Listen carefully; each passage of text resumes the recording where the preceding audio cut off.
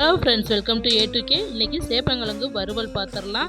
மண் இல்லாமல் நல்லா சேப்பங்கிழங்கை கழுவி தண்ணி சேர்த்து தேவையான அளவு உப்பு சேர்த்து 3/4 பதம் வேகிற அளவுக்கு ஒரு 3 விசில் வச்சு எடுத்துக்கலாம். அதுக்கப்புறம் மேலே இருக்க தோலை நல்லா ஆறுனதும் க்ளீன் பண்ணி எடுத்துக்கலாம். க்ளீன் பண்ண கிழங்குல நல்லா ஒரே மாதிரியாக கட் பண்ணி எடுத்துக்கலாம். ஒரே மாதிரி கட் பண்ணால் தான் வறுக்க ஈஸியாக இருக்கும். இப்போ மாவு ரெடி பண்ணிக்கலாம். 2 ஸ்பூன் உப்பு, 2 ஸ்பூன் மிளகாய்த்தூள், 2 ஸ்பூன் மல்லித்தூள், 1 ஸ்பூன் ஜீரகத்தூள், பெருங்காயத்தூள் சேர்த்துக்கலாம். கோட் பண்ணுறதுக்கு கடலை மாவு 2 ஸ்பூன், பச்சரிசி மாவு 2 ஸ்பூன் சேர்த்து நல்லா மிக்ஸ் பண்ணிவிட்டு அதில் நம்ம கட் பண்ணி வச்சுருக்கிற சேப்பங்கிழங்கையும் மிக்ஸ் பண்ணி ஒரு 5 மினிட்ஸ் அப்படி ஊற வச்சிடலாம். தண்ணி சேர்க்க தேவையில்லை.